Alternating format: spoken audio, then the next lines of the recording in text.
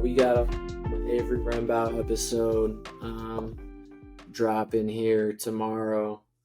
We're recording this on October 13th, Friday the 13th. That's kind of ominous. Yeah. But nonetheless, on this Friday the 13th, we had a fantastic episode with Avery Rembao. Yeah, no, I just liked how he was pretty honest, and honestly, I didn't know if I was expecting all the honesty because Avery's such a well-spoken kid. You know, you could see that too. He is such a well-spoken kid, but I just love it. I liked how open it was. We got him to open up a little bit more as it progressed, as you know, as stuff went on. So I thought it was a good conversation with him, just to kind of hear everything about his journey. Yeah, I think he. There's, you could sense some uncertainty, obviously, with the coaching change, and going into a new system in his 5th year and all that type of stuff. But his mindset and his just kind of approach of how he approached this senior season for him, I think speaks volumes of the kind of dude and the kind of player he is. Yeah. Man, it was good talking to him. That's the first time I'd ever really got to know him. Yeah, talking about his growth there, dude. When he came in, he was he would say things, but he was still fairly quiet kid, and he was always smart. He's the smartest kid on the team, obviously. We compared him to Riley Ryan. When you do that, you're in greatness. You're in the levels of greatness at that point. Yeah. But for those of you who don't know Riley, we'll get him on an episode here at some point to let you. You think Riley would do an episode? I think he would. With me and you, I think he would. And if we could get the legend RR on here, that would be fantastic. That's gonna happen. We're gonna have to do that now. Matter of fact, we'll text him this week and RR. You're on an episode soon. But no, I think this is so cool to have like a bunch of people have reached out to us. You've seen those tweets, but they're just excited that we're getting to get more people on this from the RMAC, because that's kind of what we know the best at, and that's where most of our following is coming from. So getting people to get a little more personable with the players, get to know them off the court, what are their interests, all that other stuff too is good. No, I think like you said, the RMAC is a league that's a good league that kind of goes under the radar a lot. And yeah, it's D2 and all that stuff, but there's enough following, especially in Colorado, man. Like, you hear about RMAC schools left and right here in Colorado, and obviously that's where the majority of them are, but it's just it's a lane where we can just get some insight, get some background into these programs that, maybe you don't get through a 3-minute soundbite of an interview, with a radio station or whatever. Absolutely. That was the whole goal of it, just kind of get a little bit more in depth into what we like to talk about. And it just creates better conversation to have people on the show. I know we talked about that when you were in Spearfish last weekend. Like, we needed the guests so bad to just kind of bring it back up. And I'm not saying like we're doing a terrible job. It's just guests help. It's more interesting. Oh, it's a great thing. I got one question for you about Avery. What do you see? Do you see, like we said, he averaged 16 and a half last year. What do you see him doing this year? Do you see him right around there? Do you see him up in that 15, 18 range? I think 16 to 20. He's that capable. And just seeing, like, when I told him, like, how raw he was his freshman year, he can score at every level, where some kids can only score at, getting to the rack and shooting threes. He scores mid-range, three-pointer, layup. He can do it all. And those are the greats. Those are like the really good ones that make a name for themselves in this conference. So I think he'll be like that. It'll be interesting with the new coach and all that stuff and that transition. But like he said, it sounds like, to me, the confidence I get is it sounds like everyone is super bought in. And when that group is bought in, some of those kids they're smart basketball players and stuff. So Avery's going to have that fifth year where it's like, man, this is just easy, confident, slow. The game slows down, kind of like how Nick did his senior year, just went off. You know what I mean? Yeah, no, I agree with you. I think,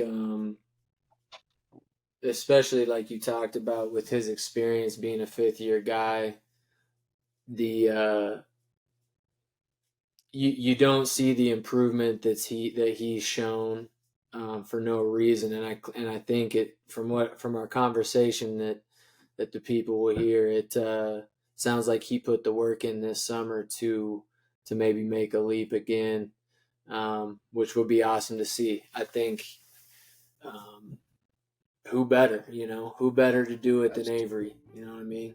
Mm-hmm. Absolutely. With that being said, well, we're gonna jump right into episode 29 or episode 30. 30, I'm sorry, baby. episode 30 Yeah. with Avery Rembao. So, hope you guys enjoy it.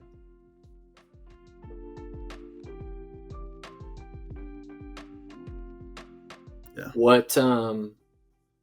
What's your favorite memory playing CSU Pueblo in the past few years? Because I got mine of you. Playing CSU Pueblo. Maybe that's too specific, but yeah, I just want to hear that, especially because I got a good one for you. It's a good question. I've had a couple moments for sure. I actually got my first ever college dunk playing CSU Pueblo my sophomore year. That might be what I'm thinking of. Coming off a little little flare screen, I slipped and guy hit me, and unfortunately there was a Thunderwolf below the basket, and I kind of dunked on him a little bit too. Oh, so I remember because that would have been 2021, right? Was that your sophomore year? Yeah, I think so. I'm pretty sure we're talking about the same play because I remember, obviously when you're in college basketball for a while, you see some vicious dunks, but that was one of the most vicious ones I've seen, especially on us. You know what I mean? Like, I remember that was the game you guys were tearing us up, and then you just punch one like that, and I was just like, okay, yeah, that's how this game goes. That was the game. That was the game me and Matt combined for 78, right? Mm-hmm. Yeah, you and Matt combined for 77, but our starters combined for 102. Dog, our starters combined for 102. Yeah. What? No, that was a fun game. That was a really fun game. I remember that. Yeah. That was an example of you guys clicking. Like, you guys were clicking on all cylinders. And didn't we had just seen you guys the game before, didn't we? No, that was the first game. That was the first game. We played you because you guys played first. You guys. No. We went to you guys first, and then that was a Tuesday, and then Friday you guys came down to our place. Mm-hmm. That's right. Yeah, but because that was kind of the start of Matt's little run that year, where he was like hitting at the end of the year, and both you guys kind of just were like, oh, confidence through the roof. To be honest, though, my favorite memory, not only that one, but because that one ranks up there since we smacked y'all, but the Grant Wilkerson buzzer beater. Oh yeah, I forgot. I gotta go shake Tate's hand after the game, and I was like, "Yeah, gotcha." Yeah, that one was wild. Man. That was wild. Hurt. Especially because I don't know if Grant had hit a shot that game. If he had, he only had a couple points, but when I'm sure you guys have had this feeling where like, as the play is unfolding and like the clock's running down and you're seeing the shot that's developing, you're like, oh, this is not good. Like, I remember feeling that way, as I don't even remember who it was, but I remember you guys got downhill, or maybe it was a drift pass to the corner. It was Matt. Matt drove to the bottom and then hit the drift for Grant. Yeah, it was a little drift pass to the corner, and it was cash. Because y'all couldn't make a damn free throw to save your life, bro. Y'all shot 23 of 37 from the free throw line. That was our Achilles heel all year. Oh, that game didn't come to mind because I wasn't on the court at all. I think I fouled out in like 15 minutes that game. Yeah, you're right. You were in foul trouble that game. Because I think Avery Rembao, 15 minutes, 5 fouls. Damn, Yeah, good Wow, were memory, you dude. great were you memory. still playing like the Jeez. 4 at that point? Yeah, I think I was playing like a mix of the 3 and the 4 at that Three, point, four, but yeah. yeah, because I was guarding a lot of bigger guys I too. think you So were guarding Mhm. Meekness, and Meekness when he gets yeah, going, he's tough. yeah, Yeah, it's a big body to stop for yeah, it sure, is. especially for me. Mhm. Yeah, That was just one of those. I think we would tell you to see how try your best. I mean, is Yeah, what it is. It's yeah. gonna be hard, but y'all got the dub. I'm gonna just take that opportunity though to welcome everyone in episode 30. 2 episodes in a week though. Mm, That's a first in a long time. Big we're time for you working guys. Big overtime. time. But the guest is our guy Avery Rembao from Western Colorado. I got a chance to coach him my first 3 years there. So appreciate you, man, for coming on this. This one I was looking forward to once you said you'd come on. So No, for sure. Appreciate you guys having me on. It's an honor absolutely. and a blessing for sure.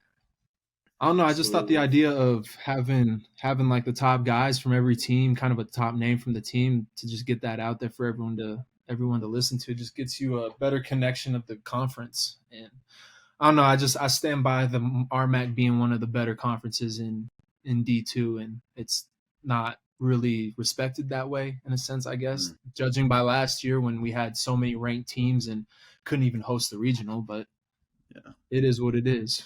Bush is still in his feels Salty about about that. that. As you should be, bro. Definitely got hosed on that one. Mm-hmm. Um.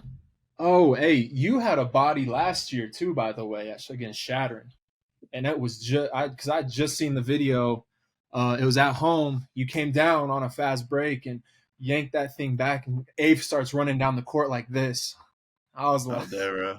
Honestly, I didn't know what to do, so my arms were just flailing around. I didn't even know what I was doing at the moment, but everyone was going crazy, so I thought I had to do something at least. Robel was right next to you. He's like, yeah, Avery. I was like, damn, these guys are going crazy right now. Yeah, I no, think that that was made fun. top plays on the RMAC. I'm pretty sure. I think I remember Mm-hmm. seeing that on Instagram. Yeah. Avery, I want to Shoot. ask you this, just getting going on, talking about some RMAC stuff already. But you're going into year 5, and have had. I'm looking at your numbers, man. Like you've had a solid career there, especially once you got to your sophomore year. Um, but last year especially 16 and a half points a game. I don't know how accurate Western's athletic site is. I know sometimes these D2 sites can be a little shoddy with the actual stats, but what do you see your role being on this team, especially with a new coach coming in, um, and having this progression that you've had? What do you kind of see your role being in this new system? No, for sure. It's a great question. I kind of just want to change, bring in some change, and I think we're doing that with the new coach. I think you know changing the culture around here. It's been a losing culture for a long time. I know. My freshman year, we had a 500 record, and that was the best record in In like like 20 years. 30 years, yeah, something like that. So I just want to be a leader to these young guys and to these new guys coming in, and kind of just change the culture around here a little bit. I I like love that. that. I I love love that that. because that shows your maturity as a leader, man. And that's amazing because that's just a lot of growth over the last couple of years. I mean, like, you know what I mean? And it's not in a bad way. It's just everyone grows and stuff. So like, you being able to say that is pretty big. Going off that question though too, I just want to. I know we talked about this off the when we weren't recording yet. But I just like I guess a lot of kids don't experience the summer you guys experienced. It was a pretty unique one, right? You at the end of the year last year, you find out that you don't have a head coach anymore, and then in the summertime, you hire one, and 2 weeks later he sends a text out that he says he's applying somewhere else. Kids lost scholarships, and then you bring in a new coach ultimately from the D1 level. So I guess just kind of talk about just I guess because that's a roller coaster of emotions. So like I just want to know like how your summer was truthfully, and just knowing like just uncertainty again, because we've had a lot of uncertainty in that program. For sure. I kind of, when we did have the first new coach, everyone was really locked in, and we kind of had a sense of where we were going with things and how things were gonna work, and we kind of we're starting to implement that at the end of the year too. And then all of a sudden that changes, everything changes. You kind of lose focus a little bit, but you never let any outside noise affect you personally. At least that's what I try and do. So I went into the summer with the mindset that I'm gonna get better in some way somehow, and I put on 15 good pounds, and I feel like I went to the summer with a good mindset, and I feel like that's how a lot of the guys on the team went into it with, because you can't control what happened to us. Yeah. It was a tough situation, weird time, but all the guys, we stayed talking to each other throughout the summer, and we stayed together and made sure we were holding each other accountable too. So I feel like we had a good summer overall as a group too. So that's good. That's good. Think, Go ahead. Go ahead, Bush. Okay, I know. I was just gonna say, I love that it's still that family feel with you guys, with the guys, and I said that on every recruiting visit we had. I was like, if you're looking for, I was just like, if you're looking for a place where you're gonna feel welcomed at all times by the best player all the way down to the kid that sees no minutes at all and knows that, and this is your team, because no one treats anyone like they're better than anyone off the court or on the court. I was like, that's the coolest part about this group, is how humble everyone really was, and how much love you guys had for each other, because you don't see that all the time with college basketball teams. Like, you see cliques develop, and this group will go that way, that group goes that way, and stuff like that. But I felt like you guys did such a good job at keeping it as a team the whole entire time, even when things went south. For sure. Yeah, I love what you said, man, about just the culture thing. And I think kind of tying both of our questions into one is, I'm sure you're starting to see as a leader and as a fifth year senior, correct? You said you're in your fifth year. Yes, sir. How really culture will take care of itself and establish itself in the right way if you guys handle your business and what you can control. And I love that you said there are things that happen in this game, and with coaching changes, with roster changes, whatever it might be in the college basketball world, that you yourself can control the work that you put in. And it sounds like you really took that to heart this summer, and wanted just to have the best experience possible for your fifth year senior year. And that's where it starts, if you ask me, is, look, we're going to handle our business day in, day out, and we'll live with the results from there. Yeah, definitely. You can't do anything. Like you can't, like you said, you can't control the results, but you can't control the work that you put into everything. So, yeah. All right, we're gonna press the rewind button a little bit here, because basketball obviously started somewhere for you. So like youth ball, kind of what, just like, because I know your older brother played at UNC in Northern Colorado and stuff, and Tate actually played against him and everything. Oh, and really? So yeah, I can't, dude, I'm drawing a blank. What was his name? Oh, Cam Michael, right? Cam Michael, yep. Yeah. he played that game when we went down there. But just kind of like talk about just what got you involved with it. I mean, I know your family is a big basketball family with your sister playing at Creighton and everything like that. So just kind of tell us about your youth years.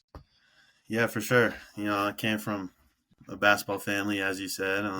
My dad played high school basketball. My mom ended up going to Western Nebraska to play JUCO basketball, and then it just carried on down from my brother played at UNC, as you said, went to Air Force Academy originally, played there. And then my sister, obviously, she's probably the best one in the family. She played at Creighton, made it to the Elite Eight. I still Nice. can't believe that. That That's was like a cold. dream. Yeah, that's like a dream. But I'm super glad I got to witness that. But yeah, I just started out at a really young age. Parents got me into it. Almost immediately. Put a ball in the cliche, put a ball in their hands in the crib. Mhm. But yeah, originally started out doing like, I think it was called Little Dribblers in Berthoud, Colorado. Just a bunch of little kids, running around with the basketball in their hands, doing probably not very insightful stuff basketball wise, but uh, yeah, just came up pretty much, you know, same way as everyone else. Got into rec basketball, and then I actually didn't start playing AAU until like seventh, eighth grade. Um, and I was a post most of my younger days because I was taller than most everyone else in Loveland, Mhm. Colorado. Yeah. But When did you really thankful grow? for yeah. Sorry, not to cut you Uh, off. When did I you really no, get taller? it was summer going into my freshman year of high school. Mm. I was only 5'8" my eighth grade year, and then I grew to 6'3" in that summer. So huge growth spurt. But yeah, I'm thankful for some of my coaches that I grew up with, my dad included. Putting the ball in my hands a lot, um, to in order to gain those guard skills, so I could develop in that way. So just thankful for my journey in the basketball world, and you know, see it coming to an end here pretty soon. So Are you go ahead. go ahead. When did you start to see um kind of some options for like playing at the college level? When did you kind of start to see that you were going to be a guy that might be able to sniff some of that? yeah, so my summer going into my sophomore year, AAU, I started playing. I went to a team in Denver. Um, Started playing in some tournaments that had a little bit more exposure. Western started talking to me that summer, I think. So originally, first got my first little interest pretty early on in my high school career. So thankful for that, and then exposure just grew from there. So Beautiful. No, that's good. That's cool. So decision wise, when it came down to like picking your school to go to after high school, what kind of led to how many did you have other places other than Western? Like what other places did you go to, and like what ultimately what was just the final deciding factor for you? yeah, good question. I so I had offers from this NAI school out in Arizona called Embry Riddle. Mm-hmm. They're they're a good little engineering school out there, and they do a lot of engineering stuff. So I was really interested in that. And then I had Fort Hays State as well, Okay. and Western. Those were my uh, top three that I was choosing from. Mm-hmm. I ultimately chose Western just because of the visit that I had was probably the best, and I met all the guys on my visit, and they treated me very well, and ultimately I decided on Western because they have this cool little program that I'm in. I'm in the mechanical engineering program, and we have a partnership with CU. That's So I'm right. ultimately going to get my degree, my mechanical engineering degree from CU. And I just thought that was a really good opportunity and one that I just couldn't pass up. So that was my deciding factor on choosing Western. So See, kids don't understand that, man. I had a presentation last night here in Sundance where I was talking to the high school kids about like where to go, and Tristan even said it yesterday. His deciding factor was it felt like home. Yours is you're looking out for your future, right? I mean, a lot of kids just get that. Oh, facilities are sick. These are all nice. We all know Western's facilities aren't the top in the RMAC, so obviously, like, it's just cool for Hey man, you that to gym hear gets you rocking, say, bro. no, it does. Trust me, it does. But it That is thing old. gets That building is rocking. old. no, I I love mean, we playing in got that gym. I love playing in that gym. It gets super Bro, loud with not a lot of some of people in the there. some of So the loudest games that I remember as a player and as a coach were in that gym. no, for Man, it sure. gets going. I guess the point was more or less just like not picking it just for just the look and the everything about the basketball part. A lot of kids, I feel like they do that and then it just goes south super quick because they didn't expect school life to be what it was because they didn't look at that, like how you looked at CU being that being a deciding factor for you. So it's like, all right, I want to do this, so this is going to make my stay here worthwhile. definitely.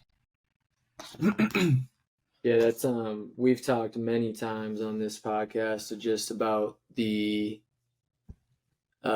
importance of understanding that, yeah, like, maybe basketball is your priority where you're wanting to go, but it's got to fit the other areas of your life too, because I know for me as a player, and I'm sure maybe you relate to this too, is there's going to be times where the basketball ain't fun. Like there's going to be times where it's like you don't want to always go and you don't want to get up for weights and all this type of stuff. And so if you don't have those other outlets at these places or at this spot that you choose, like yours being the academic program, um, if basketball's numero uno all the time, there's going to be times where you're down in the dumps, and there's got to be those other things to kind of bring you out of that or keep you around. Yeah, for sure. It's crazy because I've had times where I couldn't wait to do math and physics after basketball practice, which I never thought I would say that. But Bro, he's Oh like man. he's like Riley Ryan, dude. He's the smart kid on the team that you could be like, hey man, how'd you do on that test? And they look at you like, I think I did pretty good. And then you're like, oh bullshit, you got a 98. Yeah, Riley like, Ryan would do that to Tate all the time, and man, I it'd piss hate him that. off. bro, I literally did that the other day. I was like, Yeah. I went up. I went up to one of my teammates. I was like, "Bro, I just failed the test." I got the score back. It was like an 85. I was like, "Dang, that did not Yeah. feel like an 85." Yeah. That's always a nice little treat though, like when you feel like you bombed a test and you actually come out of there with a solid grade. But yeah, this Oh dude, yeah, maybe you know who Riley is. But we played with him and he was a great student, but he would do that to me literally every test. Be like, "Yeah, I don't know how I feel about that one." Like, man, there were a bunch of them I didn't feel good about, and it comes back, it's in the 90s every single time. Every time. We're like Riley, we're just like Riley. You've been in the library for 2 weeks preparing for this test. We know you know it, dude. You don't gotta lie to us. Well, and I remember I told him one time, I was like, "You need to stop saying that because it's not true. We both know it's not true. Stop saying that." that's funny. um. Also, you're a Denver Nuggets guy, aren't you?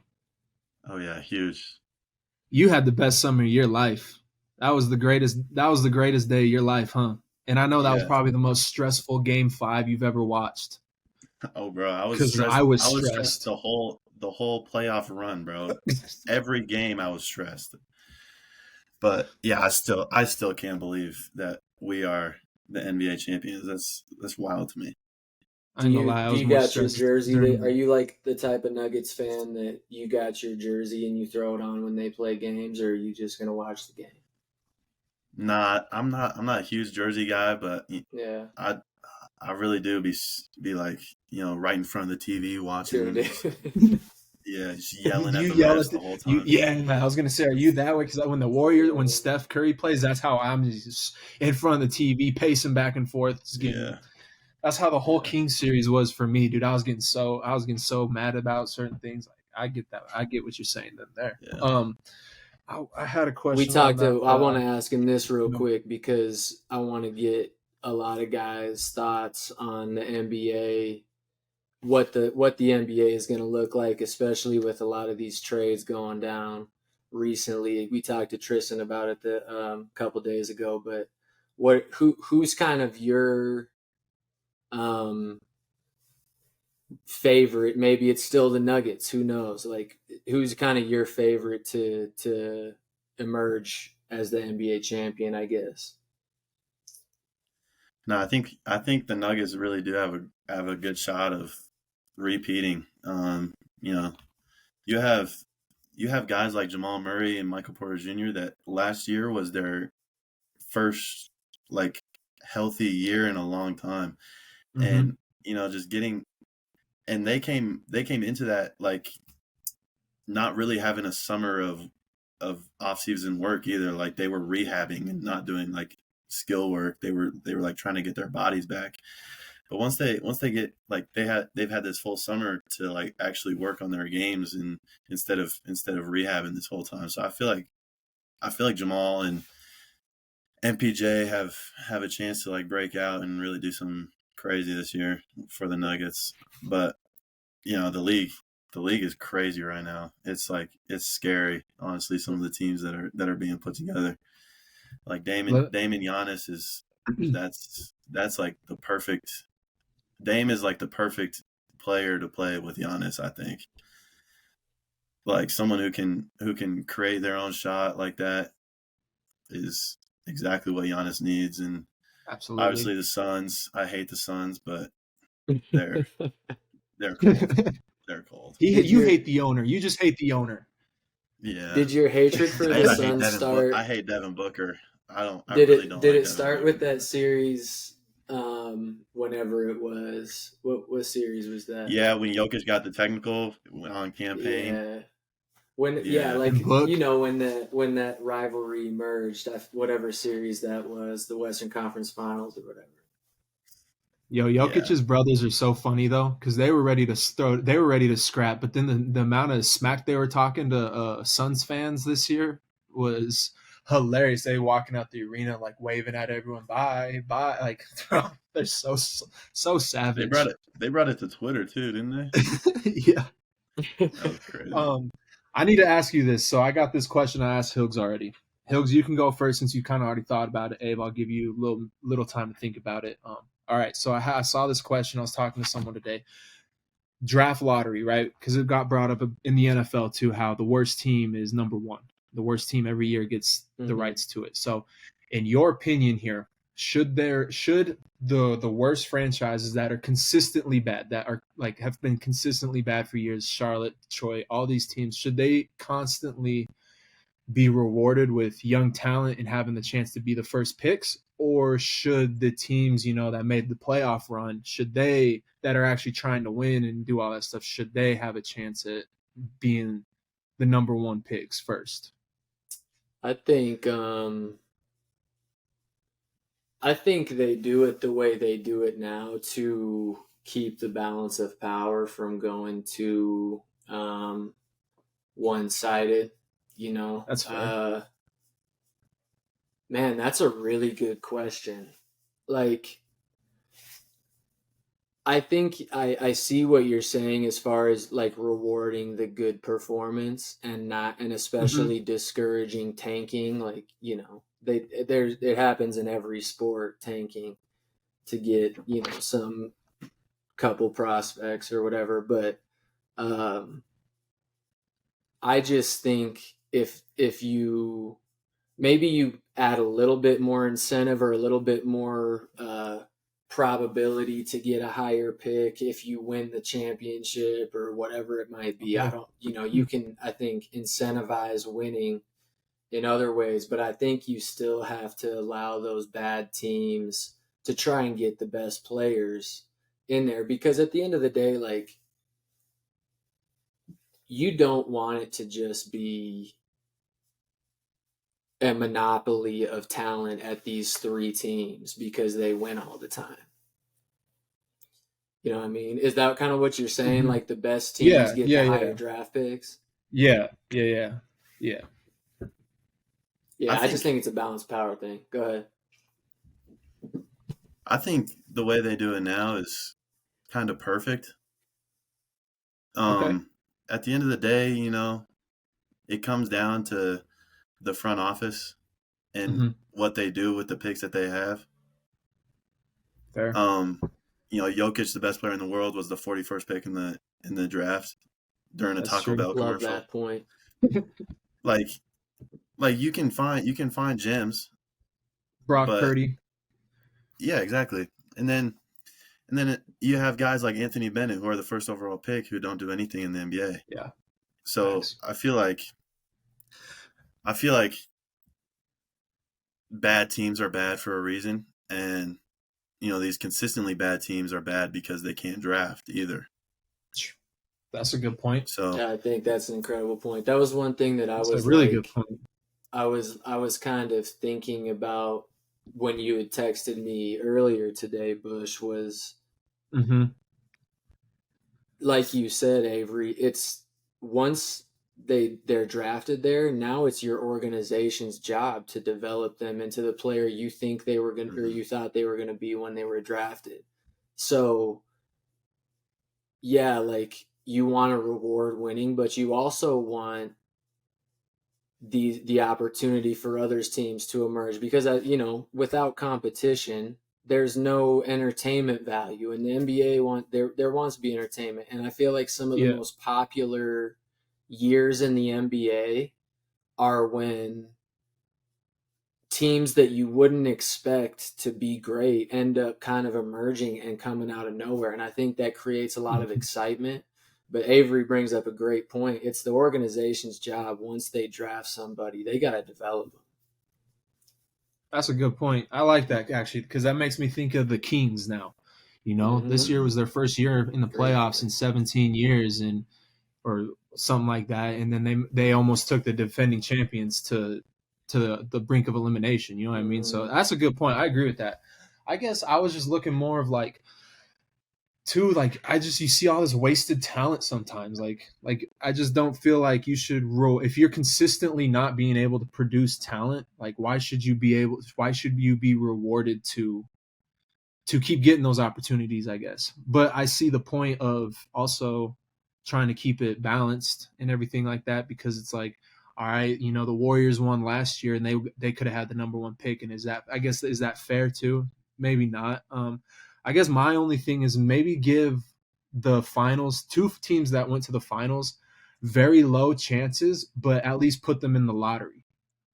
They're not going to be guaranteed number one pick, but maybe they could fall into like Exactly. that 10th or 11th pick, I or think something that's a like that. great I guess that's where alternative. Yeah. mine. I guess that's where my mind was going, because you see all these like Jacksonville for football is a dumpster fire before the new coach happened, and it was like, man, Mhm. Trevor Lawrence is getting sent off to the Wolves when this is a great quarterback, but he doesn't have a great team or foundation behind it, and that's where I guess I was looking at it too. Yeah, that makes sense. Yeah, I think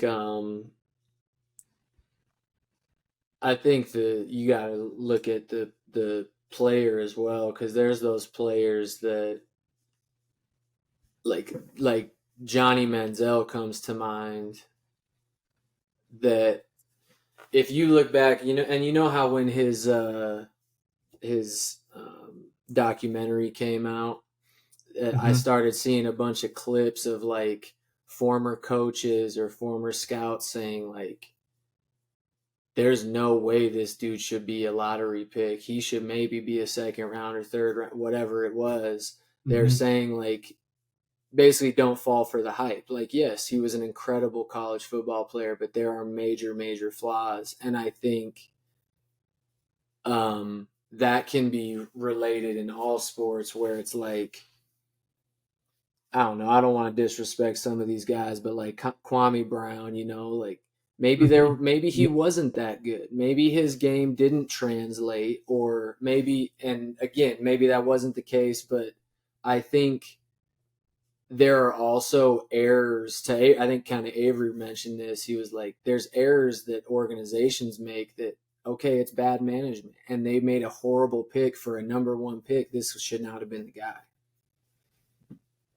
That makes sense. Hey man, be careful about using Kwame Brown's name in slander. Yeah, I know that. And I wrong know person gets that. he got worked up. That Kwame, that was no disrespect. I know you could bust my butt too, but dude, when he did that with Shannon Sharp, bro, oh my god, I've never laughed so hard at a video of someone just completely roasting someone like that. Jeez. Yeah,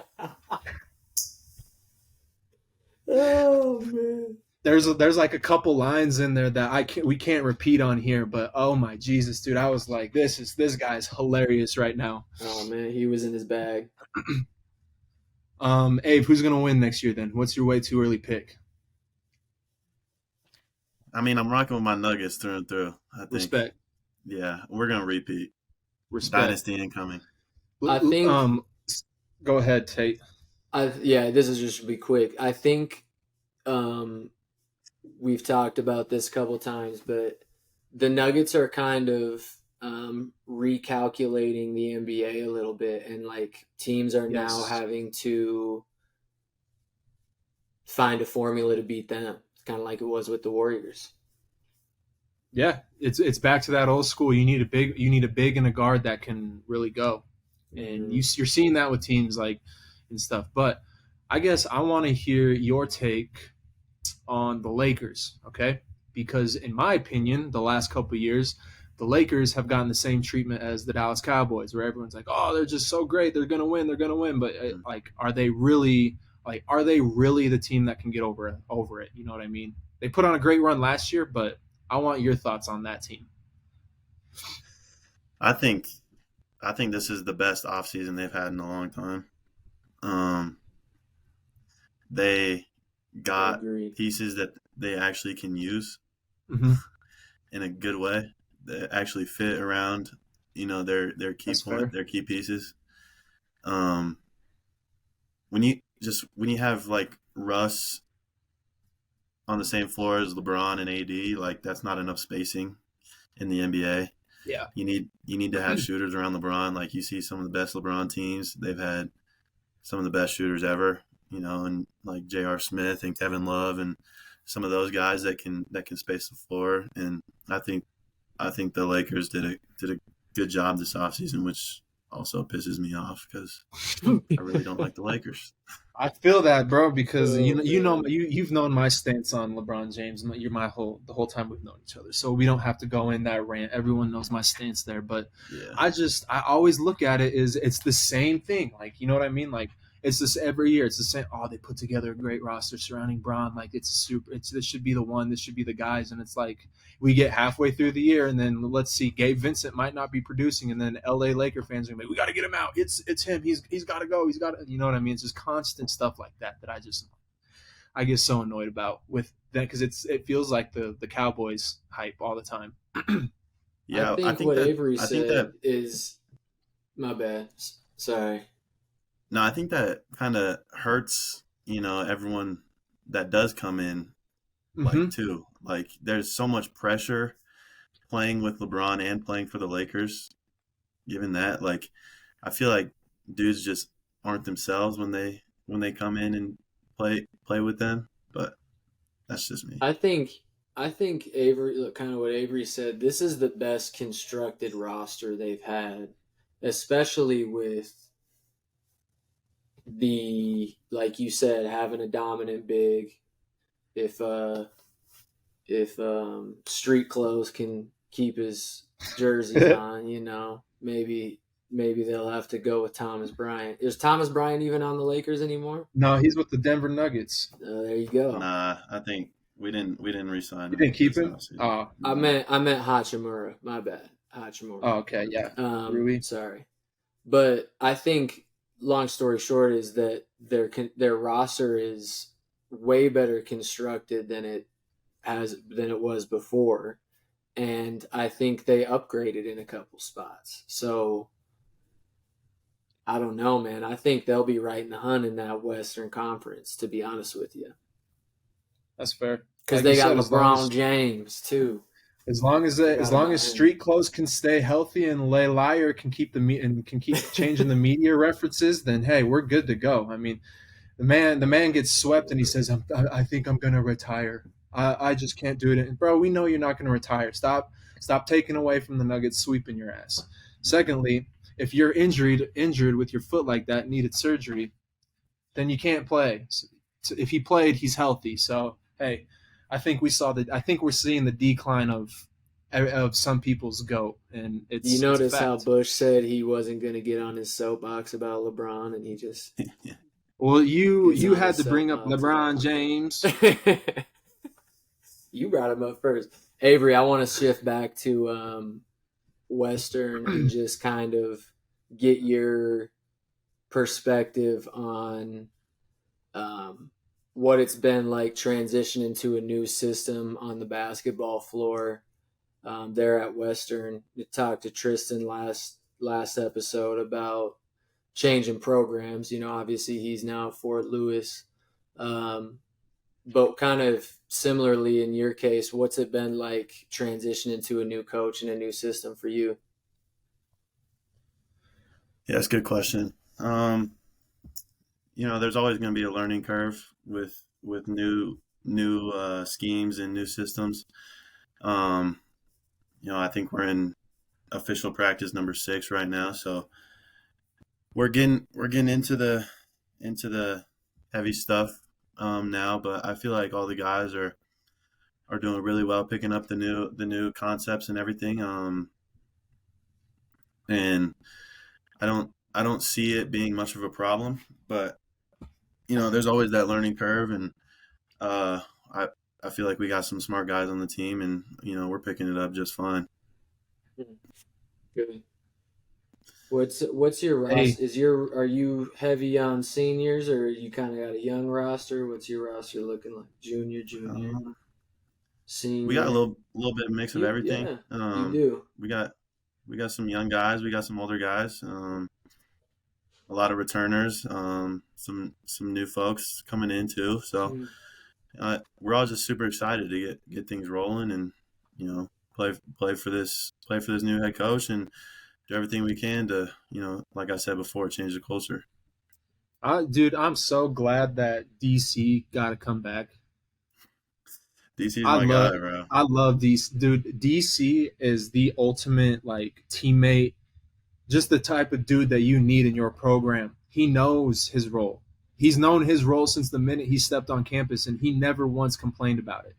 The dude showed up and worked every day like he was trying to compete for a starting spot, which you have to.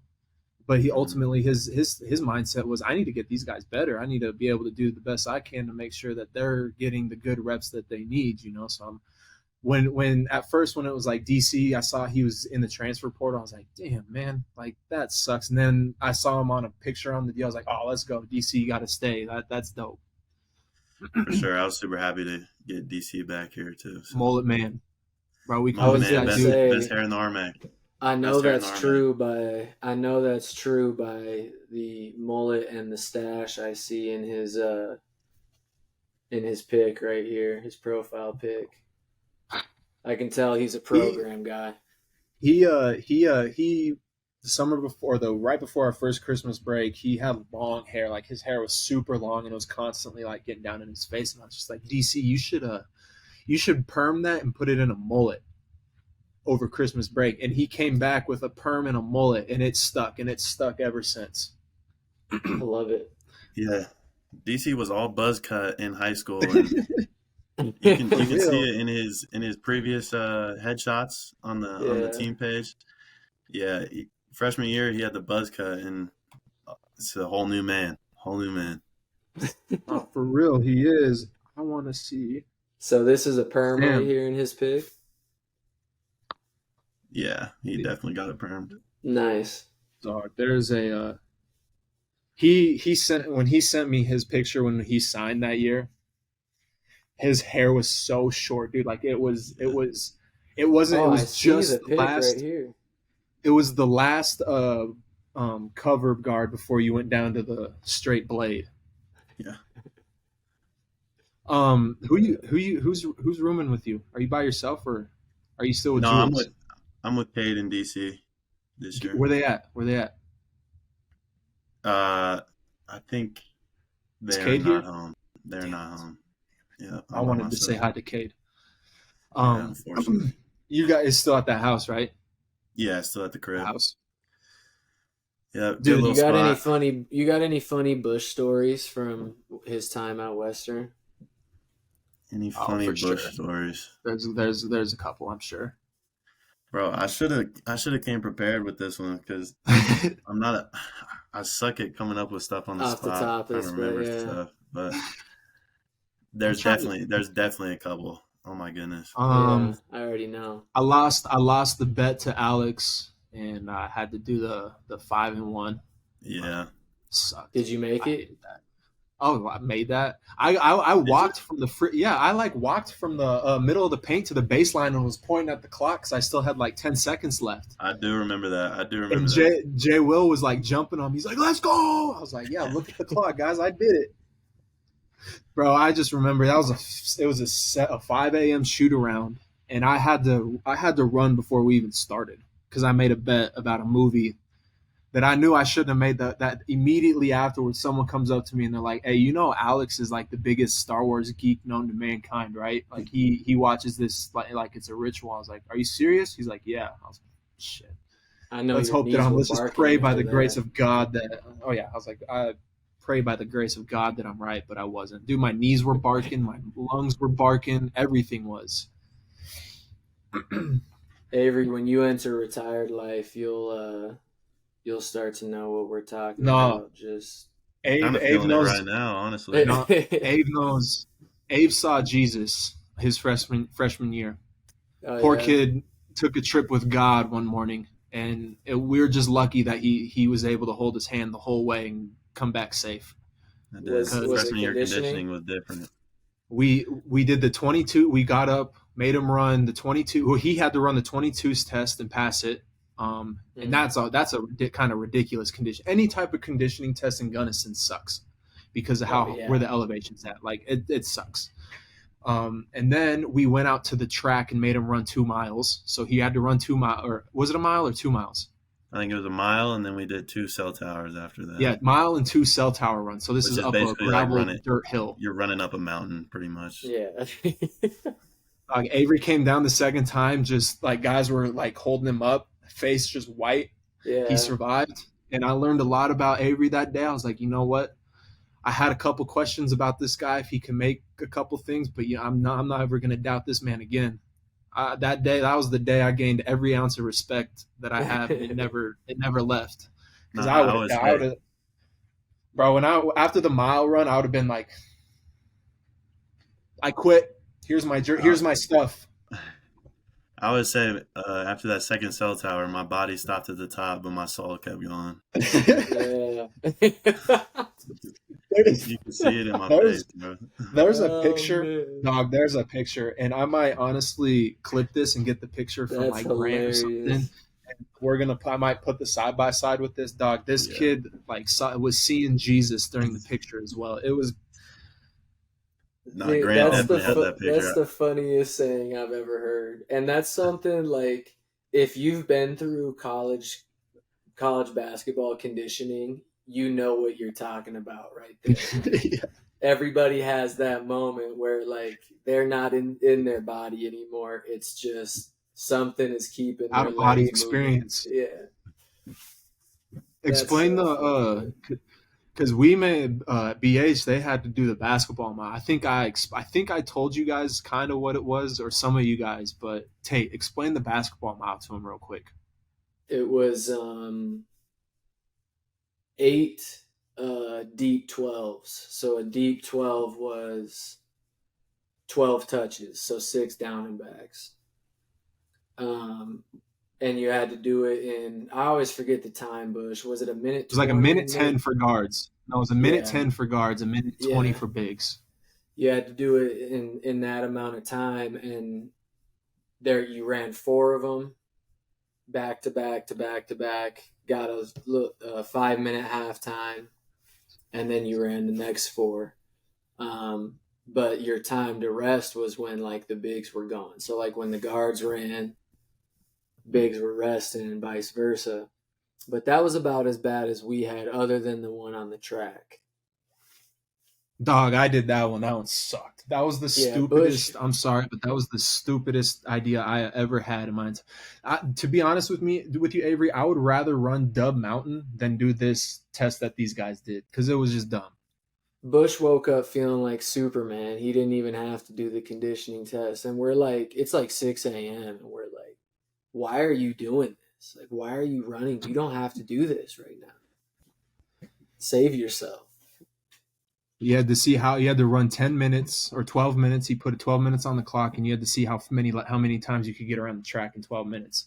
And in order to make his standards of a good athlete, you had to make 2 miles in 12 minutes. And it's like, bro, that's Olympic standards right there, I think. No shot I'm ever getting that, bro. Yeah, no way. Avery, I got you one guys more are done. question for you. Okay, go ahead. My bad. Let me ask this question. What? So, do you have another year of eligibility after this year? After this year? No, I'm done after this year. So you're done after this. What do you want your stamp on this program? You got 1 year in this new program with this new coach.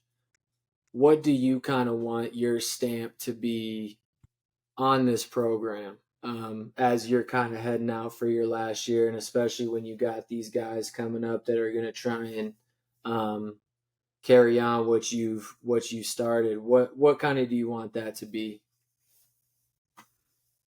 Yeah, it's a good question. I really want to just be labeled as a good leader and someone that taught something good to somebody, whether that be like basketball wise or even in life. Just like I want to be like labeled as a good leader, and even if we don't like win games this year, I want to change that culture. Like I said previously, this year it's gonna be tough. Like with all the new things coming in, but I feel like I can do my best to kind of change a couple of things and lead the guys the way they're supposed to be led. If that makes sense. Absolutely. That makes perfect sense. Absolutely. I love that.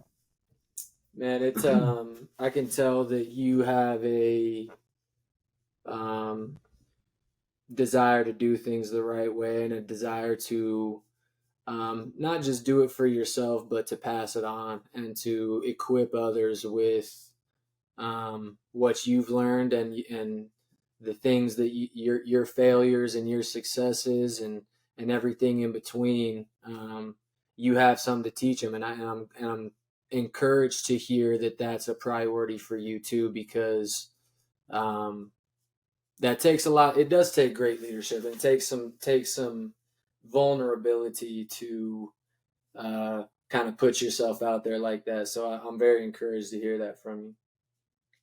Mm-hmm. No, I bouncing off that. It just shows.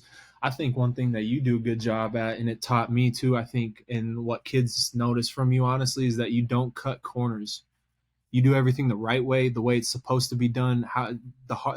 You do it the way it needs to be done. You don't find the easy way out to try and get to your goal, right? I think that's the best quality that you've been able to grow at that's turned you into the leader you are today. So that's one thing that I wanted to point out too, that's a good thing to have with you is just not cut corners. Thank you. Last You guys are question. gassing me up right now. Hey, man. Last question. Have to. Confidence is key, brother. Last question is what? I kind of forgot. No, what is your advice? Like, what is your advice to like, you know, kids that want to come up to the next level? Like, just the way with things are now, with just the culture, like with culture basketball, how social media is such a big thing with film and just expectations and stuff. Like, what's your advice for kids trying to get to the next level? Learn how to play defense. Absolutely. There's so many guys that can go out and get a bucket, bro. But at the end of the day, if you can't play defense, you're not going to get on the court. That's such a fantastic answer. Oh my god, I was expecting you to like say something. I was thinking say something kind of different. deep or whatever. But he says, learn how to sit down in the stands and play defense. It's so true, though. We talk about this all the time. Yeah. I mean, Avery had to learn his freshman year to see the court. You had to play defense, and it's something he got really like a lot better at. I didn't know how to play a lick of defense when I got here, bro. Mm-hmm. Hey, you were decent at taking charges, though, because, I mean, you were so little, people could just knock you over. So, I mean, that was something you could have. Were you a string bean when you first got to? Yeah. 160 pounds, bro. Soaking wet. Mm-hmm. Raw. The rawest skill you could have, though. Like, there was one open gym you had that me and Shafe walked in and watched. And I texted Ben. I was like, dude, this kid can get a damn bucket like the hardest way possible. It's so like because you love the pull up. That's your shot is your little pull up, and that's so lost. That's a lost jumper nowadays, and it's so rare to see. But once Abe gets to his spot, it's like okay, let me get a hand up, but I'm not gonna be able to contest it. We that was the scouting report on him when we would play him and be like, look, he's going to get to his pull-up every once in a while. Like, he'll hit one or two. And, it's going to be good defense. You're going to be right there, and it's going to go in. We just got to keep playing. Like, he's going to hit one.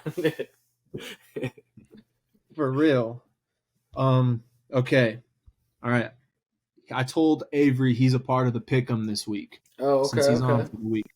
So I got the games out. I got the games. I do.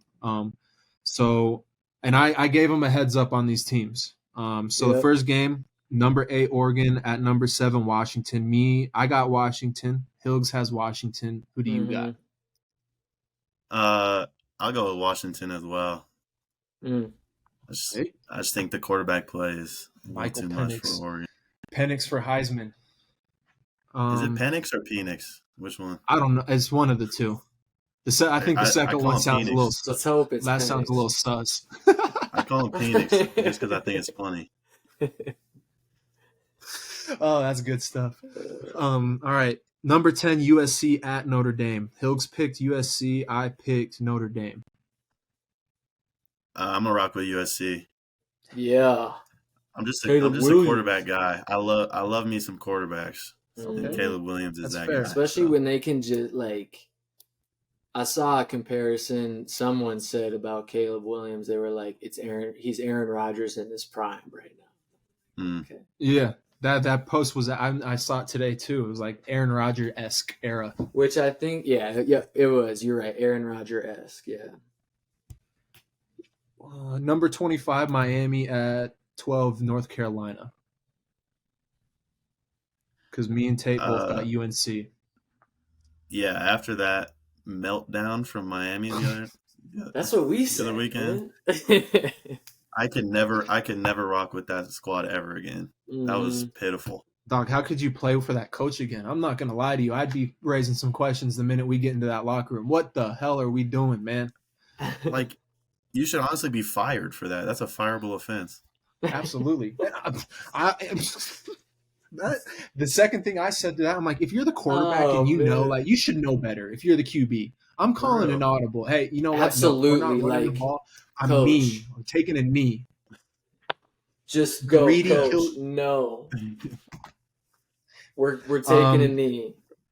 Secondly, I just noticed this, Hilks. Thanks for joining the Tar Heels side, brother. Thank you. Thanks for joining the real side of basketball or of teams. Let's not go that far. All right, buddy. It's a strategic college football pick. I will never, never, ever do that. I'm gonna pull a game on here for the Heels basketball team that if you pick against the Heels, you're a dummy. But anyways, last one, KU and Oklahoma State. I have a feeling I know who you're rocking with. Yeah, Rock Chalk, baby, all the way. Upset Absolutely, alert. I knew that. Abe's the biggest Kansas Jayhawk fan you'll ever meet. Oh, really? I texted him. That's why when I texted you, I said, "Congrats, bro." I was so salty you guys beat North Carolina. I knew you were happy, so I was like, I'll text him because I'll tell you, I was the opposite of happy at halftime, bro. Oh, I know. Was. To be honest with you, though, I felt like that halftime we were up 20 some or whatever it was, but it felt like it shouldn't have been that way. It just felt like the press that you guys had in the first half made it closer, and then we just made shots for a stretch of time where you guys didn't, and it was like we have to keep making shots because KU's the better team here. Yeah. Usually, what do you feel about them this year? Just chill out, bro. North Carolina all the way.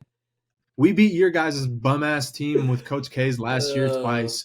Sent him to retirement. It's Duke basketball norm to be like a national championship contender for a year or two and then go out in the first or second round the next 2 or 3 years. Well, secondly, what kind of all-time coach puts that much pressure on a freshman class and announces a retirement tour? Who does that? That's not right, man. You can't do that to him. Roy Williams would never. I can't judge a man by what he does, you know.